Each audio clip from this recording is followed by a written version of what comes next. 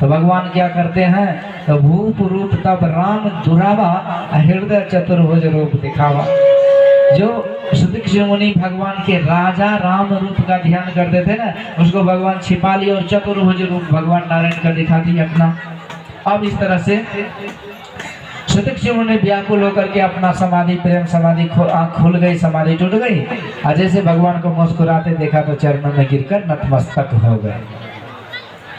तो आशा ये है कि जब आप प्रेम में विह्वल और व्याकुल होकर के और सच्चे मन एकाग्र मन से जब जप करते हैं तो वो रूप निश्चित रूप से प्रकट हो जाता है।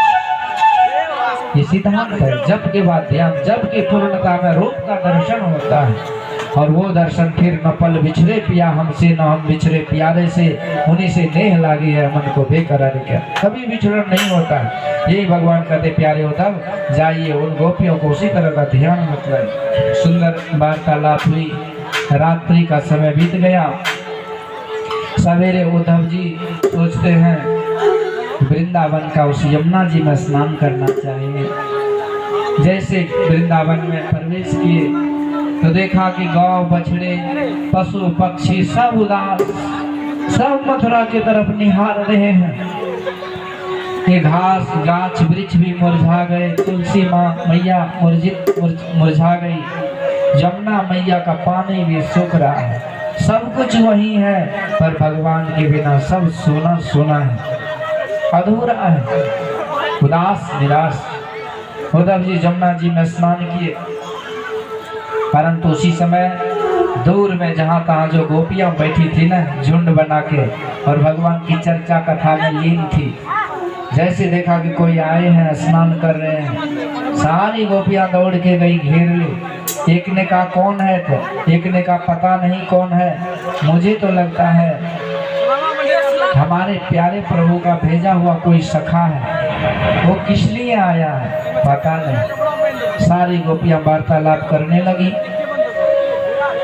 उसी समय गोपियों के बीच में राधा रानी थी, उसके आंचल पर जाकर एक भोरा बैठा।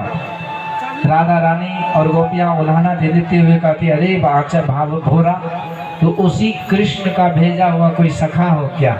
तुम्हारा रंग रूप शकल सूरत आचार विचार वैसे लग रहा है, तू भी काला तुम्हारा मालिक भी काला, तू भी एक जगह नहीं टिकता है ना, तुम्हारा मालिक भी एक जगह नहीं टिकता है, तू भी बहुत सारे पुष्प का पराग लेके उड़ जाता है, वो तुम्हारा मालिक भी ऐसे उड़ गया हम लोगों को छोड़कर। कैसे? तो जैसे कोई आम खा करके गुठली को फेंक देता है, जैसे जो पत्ता सूख जाता है वो वृक्ष से छूट करके गिर जाता है, जिस वृक्ष पर फल नहीं रहता उससे चिड़िया उड़ जाता है छोड़कर, जो शरीर जीर्ण शीर्ण हो जाता है तो प्राण उड़ जाता है शरीर छोड़कर। कोई अतिथि अभ्यागत जो आता है तो सवेरे रैन बसेरा में रात में विश्राम करके सवेरे प्रस्थान कर जाता है, ऐसे वो कृष्ण मुझे छोड़कर चला गया। अब देखिए यहाँ आज तो कथा है, शाम में विसर्जन, सुबह में कलश विसर्जन होगा, कलश पूजन होगा, बस पूजन करके आप लोग कलश लेके चले जाएंगे घर, ज्ञान यज्ञ विसर्जन की बात नहीं। कल शाम को देखिएगा यहाँ एक भी दुकानदारी नहीं दिखाई देगा, एक भी आदमी परिंदा नहीं दिखाई देगा, सब कुछ उसर जाता है। परंतु एक चीज जो रहता है, जो कथा हम लोग सुने हैं समझे हैं, वो चिंतन वो याद वही रहता है, यही बड़ी चीज है। इस तरह से सब कुछ छूट जाता है। तो गोपियाँ कहती है उस तरह से तुम्हारे स्वामी ने हम लोगों का त्याग कर दिया, जैसे रैन बसेरा में अतिथि रात्रि विश्राम करके चला जाता है, जैसे पंडित जी यज्ञ करके दक्षिणा लेके विदा हो जाता है, ऐसे उन्होंने हम लोगों का त्याग कर दिया।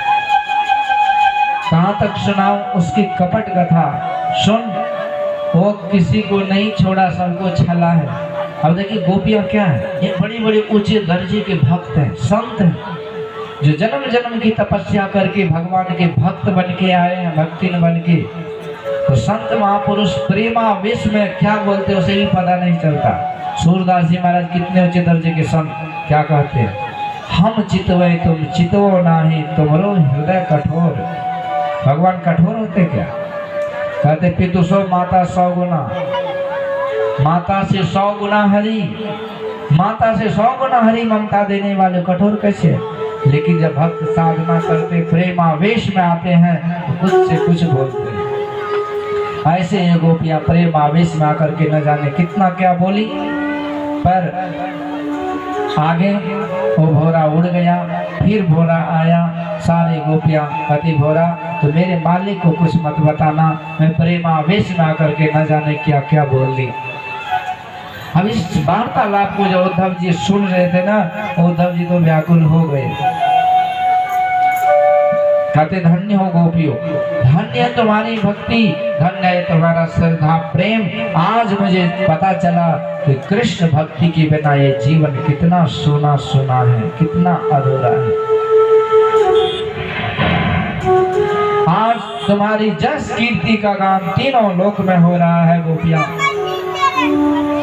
और इस तरह से आज उद्धव जी जो ज्ञान समझाने आए थे गोपियों को, आज गोपियों के प्रेम धारा में बह गए। कबीरा कबीरा क्या करे चल यमुना के नीर, एक गोपी के प्रेम में बह गए कोटि कबीर। इसका अर्थ क्या है कि एक गोपी के प्रेम में करोड़ों कबीर साहब बह गए? नहीं, इसका अर्थ ये है कि जो संत होते हैं सब समान होते हैं, और ये गोपियां भी संत दर्जे प्राप्त गोपियां हैं। इसीलिए इसके अथाह प्रेम ऐसा है जिसमें बड़े बड़े साधारण जीव बह सकते हैं, बह जाते हैं। मतलब बस अर्थ यही है कि गोपियों का प्रेम भी संत महापुरुषों के लेवल का प्रेम है। अहो यूयम स्वपूर्णार्था भवत्यो लोक पूजिता, वासुदेवे भगवती यासामित्यर्पतम मनः। धन्य हो गोपिया, धन्य तुम्हारी भक्ति। इस तरह से अब उद्धव जी 3 दिन के लिए गए थे, 6 महीना हो गया। जहाँ कहीं भी भक्ति सत्संग होता है उद्धव जी वहीं चले जाते, गोपियों के बीच भजन कीर्तन सुनते सुनते भाव विभोर होकर के समय बिताने लगे। जैसे आपको मैं बता रहा हूँ, आज कौन सा दिन है कथा का? 7वां दिन है ना। कितने घंटे कथा होती है? 4-4 घंटे। एक जो कार्यक्रम और भी होता है सत्संग आदि, तो 4 घंटे में 40 बाबा प्रवचन करते हैं। और इसमें भी 4 आना लोग भागते जाते हैं, आते जाते भागते जाते हैं। पर यह 4-4 घंटे कोई टस से मस नहीं हुआ। मेरा कहने का ये मतलब नहीं कि सत्संग में कुछ नहीं है, बिना सत्संग का तो कथा भी नहीं समझ पाएंगे। राम कथा के 23 अधिकारी जिनके सत्संग अति प्यारे। कहने का अभिप्राय है कि 7 दिन जो हम लोग सुने, पता चला कि 7 दिन कैसे निकला। अभी तो लग रहा कि अभी ही शुरू हुआ और आरती हो जाएगी तो फिर तो लगता है कि अभी कुछ हुआ ही नहीं। यह है भक्ति का प्रभाव। जब भक्ति में हमारा मन रम जाता है तो जाने कि हम धन्य हो जाते हैं, हमारा समय का ये सदुपयोग हो जाता है। ये गोपी इस तरह से उद्धव जी महाराज बहुत समय बिताए, बस लौट करके आए। और भगवान मथुरा वृंदावन से 6 महीना के बाद लौट कर आए।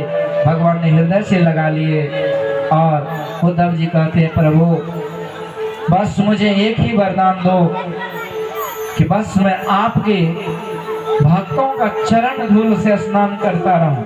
इस जन्म में नहीं सही तो अगले जन्म में ही सही, पर मुझे वृंदावन में जन्म देना, वृंदावन का गुल्म लता औषधि कुछ भी बना देना, पर मुझे वही जन्म देना ताकि आपके भक्तों के चरण धूलि से स्नान करते हुए हम अपना कल्याण बनाता रहें।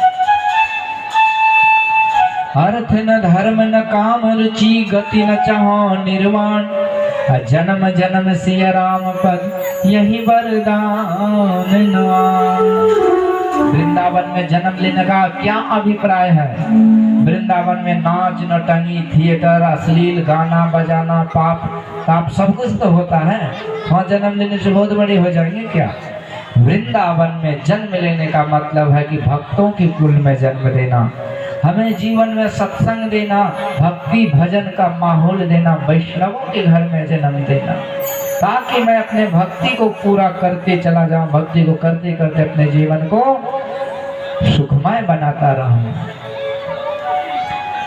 हो मुझे अपने ही रंग में रंग ले मेरे यार सांवरे, मुझे अपने ही रंग में रंग ले मेरे यार सांवरे, मेरे यार सांवरे, दिलदार सांवरे, मेरे यार सांवरे, दिलदार सांवरे, मुझे अपने ही रंग में रंग ले मेरे यार सांवरे।